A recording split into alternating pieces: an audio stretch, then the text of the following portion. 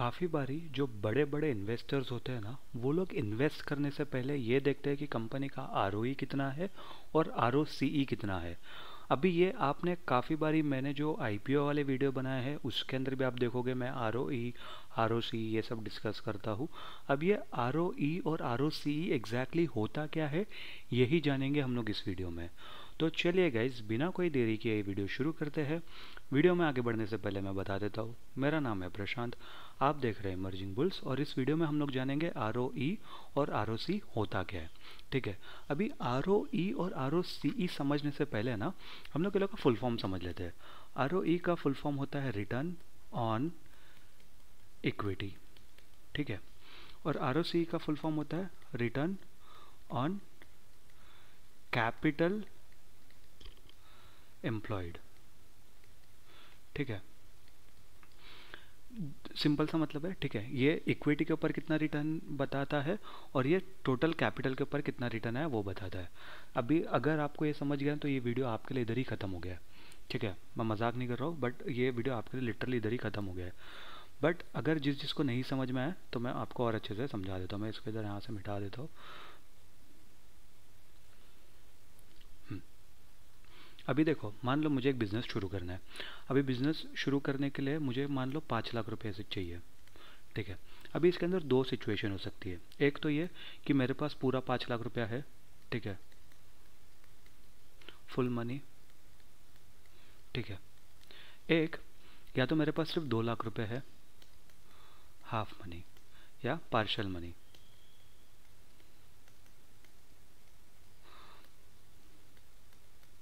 Money को हम लोग कैपिटल भी कहते हैं। ठीक है, अभी अगर मेरे पास पूरा पैसा है, ठीक है, तो कोई दिक्कत नहीं है, मैं 5 लाख रुपए लेके ये अपना जो भी बिज़नेस है वो शुरू कर लूँगा। मान लो मैंने एक किराने की शॉप खोल दी। ठीक है, किराना स्टोर मैंने खोल दिया। अभी मान लो मुझे ये बिज़नेस को एक्सपांड करना है और बड़ा बनाना है, तो इसके अंदर मैं क्या कर सकता हूँ, या तो मुझे मेरे पास जो प्रॉफिट ऑफिट है मैं उसमें से ही जोड़ सकता हूँ, या तो फिर मैं लोन ले सकता हूँ। ठीक है, लेकिन मुझे ना लोन नहीं लेना है। मैं एक काम करता हूँ कि मुझे 2 लाख रुपये और चाहिए, तो मैं अपने एक दोस्त को बोल देता हूँ कि भाई 2 लाख रुपये दे दे। और फिर वो मेरे दोस्त तो पूछेगा कि भाई मैं 2 लाख रुपए दे रहा हूँ, तो इसके बदले में तू मुझे क्या देगा, तो मुझे इंटरेस्ट देगा। तो मैं बोलूँगा नहीं भाई, तुझे इंटरेस्ट नहीं दूंगा, मेरी कंपनी की वैल्यू अभी ये 10 लाख रुपए है या जो भी है, उसके हिसाब से मैं तेरे को कंपनी में 20% का मेरा हिस्सेदारी दे देता हूँ। तो मतलब मैं दे रहा हूँ उसको शेयर या इक्विटी, मैं उसको इक्विटी दे रहा हूँ। अभी ये कंपनी में टोटल मेरे कितने हो गए, 7 लाख रुपए हो गए। ठीक है, अभी ये 7 लाख रुपए क्या हो गए, शेयर होल्डर्स इक्विटी।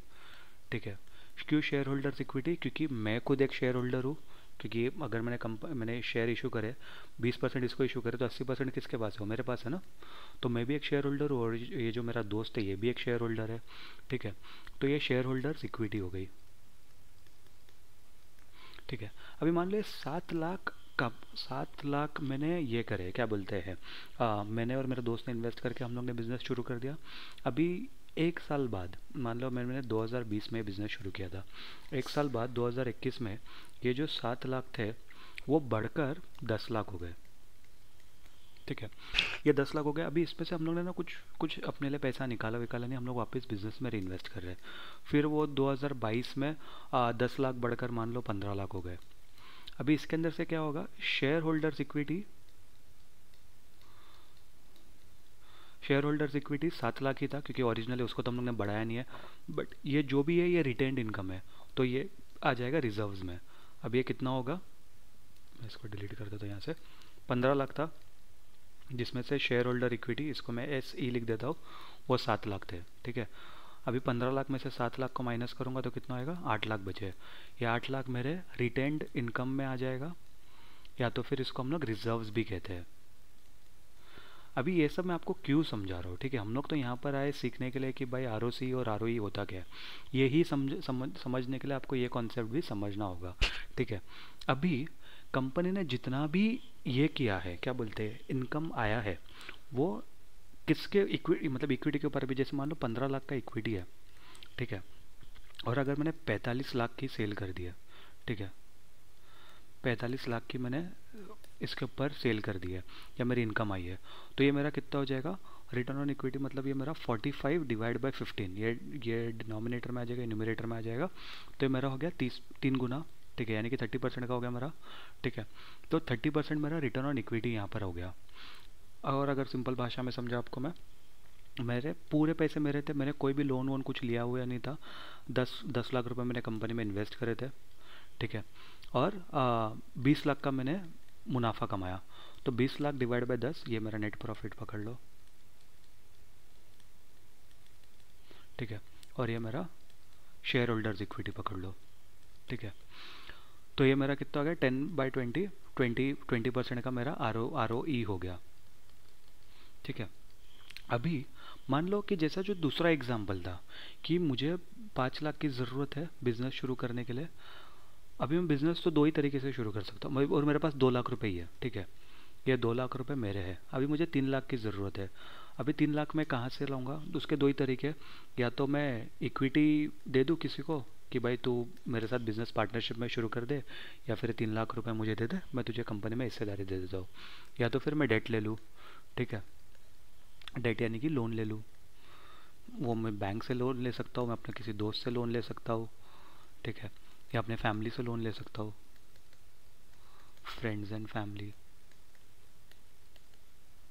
ठीक है, फ्रेंड्स एंड फैमिली किधर से भी लोन ले सकता हूँ। अभी ये जो 2 लाख रुपए है वो मेरे इक्विटी है, ठीक है, और जो मैंने लोन लिया है वो 3 लाख का लोन लिया है, ठीक है, ये मेरा इक्विटी है। और मान लो मैंने बैंक से लोन लिया है।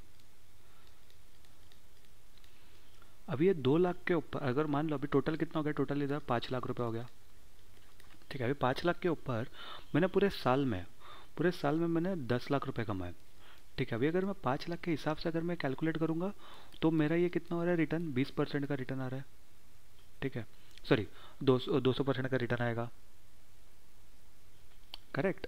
अभी अगर मैं 5 लाख के ऊपर 5 लाख कमा रहा हूँ, मतलब एक रुपये के ऊपर 1 रुपया कमा रहा हूँ, सिंपल सा लॉजिक है, करेक्ट। तो मेरा 100% आ गया ना वो, मतलब मैं 1 रुपये के ऊपर 1 रुपया कमा रहा हूँ तो मेरा 100% रिटर्न है। लेकिन अगर मैं क्या कहते हैं 5 रुपये के ऊपर 5 रुपया कमा रहा हूँ, सॉरी 5 रुपये के ऊपर मैं 10 रुपया कमा रहा हूँ, तो मेरा 200% रिटर्न हो गया। मैंने कंपनी में 5 रुपये डाला और मैं कमा 200 रुपये रहा हूँ, तो ये 200% हो गया। अभी ये 200% क्या हो रहा है, ये होगा ROCE, ठीक है।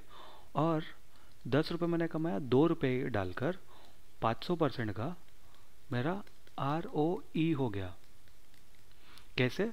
क्योंकि जो मेरा इक्विटी है, जो मेरा शेयर होल्डर्स इक्विटी, वो तो 2 लाख ही था, तो 2 लाख के हिसाब से मैंने 10 रुपये कमाए, तो वो ROE मेरा 500% का दिख रहा है। और ROCE क्योंकि टोटल कैपिटल है, रिटर्न ऑन कैपिटल एम्प्लॉयड, यानी कि टोटल जितना भी कैपिटल है वो मेरा लोन हो सकता है, मैंने और किधर से कोई दूसरा सोर्स से मेरे पास पैसा है, वैसे तो दो ही होते हैं, या तो इक्विटी या तो डेट, बट मान लो कोई तीसरा भी अगर कुछ चीज़ है तो वो जो भी पैसा है वो सब कुछ मिला जुला के ROCE में से मेरा जो ये है क्या बोलते हैं 200% का मेरा ROCE दिख रहा है, बट ROE मेरा 500% का दिख रहा है, ठीक है। अभी यही खेल है, यही समझना है हम लोग को बस। अगर मैं आपको यहाँ पर दिखाऊँ, मैं यहाँ पर जोमेटो का चार्ट यहाँ पर ओपन करता हूँ।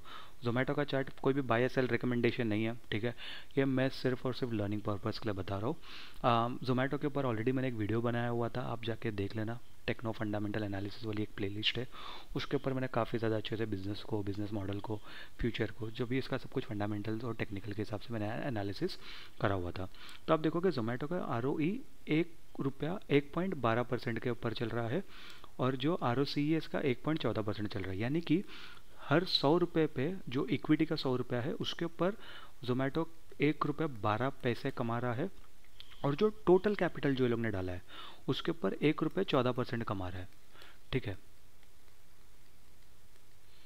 अभी यूजुअली ना ऐसी कंपनी, अभी देखो इस लोग का जो डेट है ना, डेट काफ़ी ज़्यादा लो रहता है, तो यूजुअली ना ROE ROCE अगर मतलब ज़ीरो डेट कंपनी में रहेगी ना तो उसके अंदर भी थोड़ा सा ये ऊपर नीचे होता है, क्योंकि उसके अंदर ROCE में ना EBITDA के हिसाब से काउंट होता है, ROCE में EBITDA के हिसाब से काउंट होता है, बट ROE में EBIT के हिसाब से काउंट होता है, ठीक है। अभी EBIT और EBITDA क्या होता है ना, इसके ऊपर अगर आपको एक डिटेल वीडियो चाहिए तो ज़रूर कमेंट करके बताना, मैं आपको एक मस्त एकदम बढ़िया सा एक वीडियो लेके आ जाऊँगा EBIT EBITDA के ऊपर, आपको इजीली समझ में आएगा। साथ ही साथ EBT के ऊपर भी वीडियो लेके आ जाऊँगा, अर्निंग्स बिफोर टैक्स के ऊपर, तो वो भी आपको एकदम अच्छे से समझ में आ जाएगा। ठीक है, बट मोटा मोटी अगर मैं आपको बताऊँ, ठीक है, अगर मैं वापस अगर आपको इधर लेके जाऊँ मैं नोटपैड पे, तो काफ़ी बार है ना हाई ROE देखना भी वो ज़रूरी मतलब अच्छा नहीं होता है।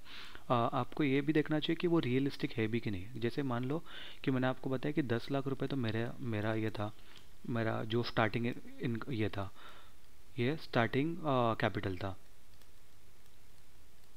स्टार्टिंग कैपिटल मतलब जिस दिन मैंने बिज़नेस शुरू किया 10 लाख रुपए मैंने उस दिन डाले थे 2020 में।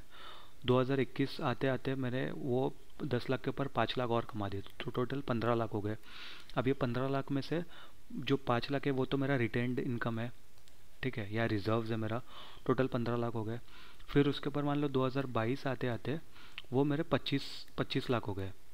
ठीक है, अभी इसके अंदर मेरा तो स्टार्टिंग कैपिटल कितना था, 10 लाख ही था, और इधर इधर 25 लाख मेरा ये हो गया, क्या बोलते हैं, 15 लाख मेरा ये हो गया रिटेन्ड इनकम, या फिर रिजर्व्स पकड़ लीजिए, 15 लाख का मेरा रिजर्व्स हो गया, तो टोटल 25 लाख हो गया। अभी 25 लाख के ऊपर अगर मैं 25 लाख और कमा रहा हूँ, ठीक है, या 25 लाख के ऊपर छोड़ो, 25 लाख छोड़ दो, 25 लाख के ऊपर, 25 लाख तो पूरे साल का है ना। ठीक है, अभी मान लो मैंने मतलब क्योंकि पहले साल 10 से मैंने 5 लाख कमाया, तो कितना 5 लाख की इनकम हुई। फिर उसके बाद मैंने 15 से वापस 25 लाख पे पहुंचा दूसरे साल, तो मतलब दूसरे साल मैंने 10 लाख रुपए कमाए। पहले साल मैंने 5 कमाए थे, दूसरे साल मैंने 10 लाख रुपए कमाए। अभी इधर तीसरे साल मैं 15 लाख रुपए कमा रहा हूँ। ठीक है, मान लो अभी अगर मैं 15 को यहाँ पर मैं 25 लाख से अगर डिवाइड करूँगा, 15 × 25 लाख को छोड़ दे इधर से, तो मैं अगर इस हिसाब से डिवाइड करूँगा तो मेरा जो रिटर्न ऑन इक्विटी है वो मेरा 60% का रिटर्न ऑन इक्विटी दिखेगा, जो कि काफ़ी ज़्यादा अच्छा नंबर हो जाएगा। मतलब लोग तो कहेंगे भाई क्या नंबर है, ठीक है, लेकिन आ, इससे अच्छा नंबर पता है क्या होगा, कि अगर मान लो मैं यहाँ पर 20 लाख रुपए दिखाता हूँ, और 15 का इसका मतलब 15 लाख मेरा इनकम है, और 20 लाख मेरा इक्विटी शेयर्स है, तो ये मेरा इसके अंदर नंबर 75% हो जाएगा रिटर्न ऑन इक्विटी। तो ये ऑब्वियसली 60% से ज़्यादा अच्छा है, करेक्ट। तो मतलब अगर आप सिर्फ रिटर्न ऑन इक्विटी पे देखोगे तो भाई आप ये कंपनी में इन्वेस्ट करोगे कि ये कंपनी में इन्वेस्ट करोगे, ये कंपनी में इन्वेस्ट करोगे, करेक्ट। सिर्फ रिटर्न ऑन इक्विटी के माध्यम से अगर आपको इन्वेस्ट करना होगा तो। लेकिन ऐसा क्यों होता है कि काफ़ी बार ना कंपनी भी बहुत ज़्यादा स्मार्ट होती है। मैं ये नहीं कहूँगा कि सारी कंपनी ऐसा करती, बट बहुत कंपनी बहुत ज़्यादा इसी स्मार्ट होती है। क्या करती है वो लोग, जो रिटेन्ड इनकम है ना, मतलब जो 10 लाख का ये लोग का जो अपफ्रंट कैपिटल है, यानी कि जो इनिशियल इनिशियल कैपिटल है, वो तो ये लोग कम नहीं कर सकते, ठीक है, क्योंकि वो तो ये लोग ने डाल दिया है, वो अपने बैलेंस शीट पे, इनकम स्टेटमेंट सब जगह दिख गया है, ठीक है। तो वो 10 लाख रुपए तो कम नहीं कर सकते, लेकिन वो जो रिटर्न इनकम है ना, जैसे मान लो कि मैंने 2020 में ये था 10 लाख रुपए, ठीक है, 2021 आते आते मैंने कितना बताया आपको, 15 लाख हो गया था, क्योंकि 5 लाख इसके अंदर रिजर्व्स था। 2022 आते आते वो कितना हो गया, 25 हो गया था, ठीक है। अभी 2023 का जो रिजल्ट्स है वो पब्लिश करने से पहले मैं क्या करूँगा, मैं क्या 5 लाख का मैं डिविडेंड डिक्लेयर कर दूंगा। मेरे बोलूँगा रिजर्व्स मेरे को चाहिए नहीं, मैं ये अपने शेयर होल्डर्स को बांट देता हूँ, शेयर होल्डर्स को बांट देता हूँ, मुझे इसकी कोई ज़रूरत नहीं है। तो 5 लाख रुपए मैंने बांट दिया, तो मेरा ऑटोमेटिक रिजर्व्स मेरा 10 लाख मतलब 10 लाख हो गया, क्योंकि पहले रिजर्व्स 15 लाख के थे और 10 लाख इनिशियल कैपिटल था। तो मेरा रिजर्व्स 10 लाख हो गया और 10 लाख का मेरा इनिशियल कैपिटल था, तो टोटल कितना हो गया मेरा, 20 लाख हो गया। 20 लाख के ऊपर मैं 15 लाख रुपए कमा रहा हूँ, मतलब भाई बोलोगे कि उस हिसाब से तुम 75% पैसा कमा रहे हो, तो काफ़ी बार ये सब चीज़ भी हो जाता है। तो इसके लिए ना सिर्फ और सिर्फ रिटर्न ऑन इक्विटी देखकर ही पैसा, या आरओसी सिर्फ देखकर ही पैसा नहीं लगाना चाहिए। पूरा टोटल फंडामेंटल एनालिसिस करोगे ना, तब जाके आपको एक प्रॉपर कंपनी के बारे में समझ में आएगा। अभी देखो डिविडेंड देना गलत बात नहीं है, काफ़ी लोग सिर्फ और सिर्फ डिविडेंड के चक्कर में ही एक कंपनी में इन्वेस्ट करते हैं, ठीक है, वो भी एक गलत स्ट्रैटेजी या सही स्ट्रैटेजी मैं नहीं कहूँगा, सबका अलग अलग अपना पॉइंट ऑफ व्यू होता है। लेकिन अगर वो कंपनी के मतलब अगर मान लो कि मेरी एक छोटी सी दुकान है, ठीक है, और मतलब इतना बड़ा मेरा एरिया है, जो जित ये मेरी एक दुकान सिर्फ इतनी सी एरिया को केटर कर सकती है, या इतनी एरिया को सिर्फ कवर कर पा रही है, और मेरे पास पैसा है जो मैं इतनी बड़ी एरिया को और कवर कर सकता हूँ, उसके लिए मुझे 4 दुकान और खोलनी है। लेकिन मैं वो 4 दुकान खोलने के बजाय मैं अगर पैसा दे रहा हूँ मतलब मैं खुद को ही डिविडेंड के तौर पर पैसे दे रहा हूँ, या जितने भी मेरे दोस्त लोग या फैमिली मेम्बर है वो लोग ने भी मतलब मुझे क्या कहते हैं मेरे कंपनी में इन्वेस्ट करा है, तो मैं वो लोग को ये दे रहा हूँ, क्या बोलते हैं, डिविडेंड दे रहा हूँ, ताकि मैं अपना जो आरओई का नंबर है वो उसको बढ़ा के दिखाऊँ। तो ये कहीं ना कहीं ये दर्शाता है कि भाई मैं सिर्फ और सिर्फ कंपनी को अच्छा दिखाने के चक्कर में मैं ये शेयर होल्डर मतलब जो डिविडेंड है वो दे रहा हूँ, और मुझे ग्रोथ का माइंडसेट नहीं है। मेरा जो माइंडसेट है वो बहुत ही छोटा है, ये बहुत ही लिमिटेड माइंडसेट है। ठीक है, तो इससे क्या होता है ना कि कंपनी के ग्रोथ में कहीं ना कहीं रुकावट आ सकती है।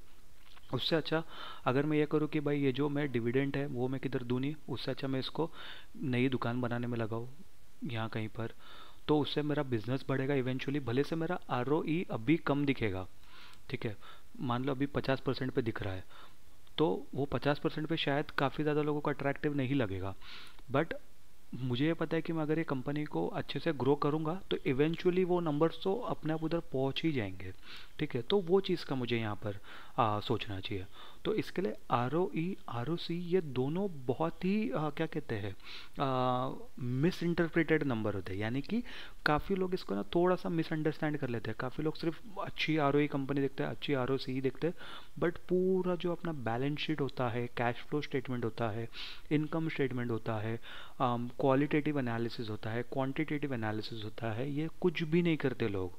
वो लोग सिर्फ नंबर्स देखते हैं, हाँ भाई पी रेशियो अच्छा है, पीबी रेशियो अच्छा है, आर ओ ई अच्छा है, आर ओ सी अच्छा है, डेट टू इक्विटी रेशियो कम है, सब कुछ सही है, मैं इन्वेस्ट कर देता हूँ।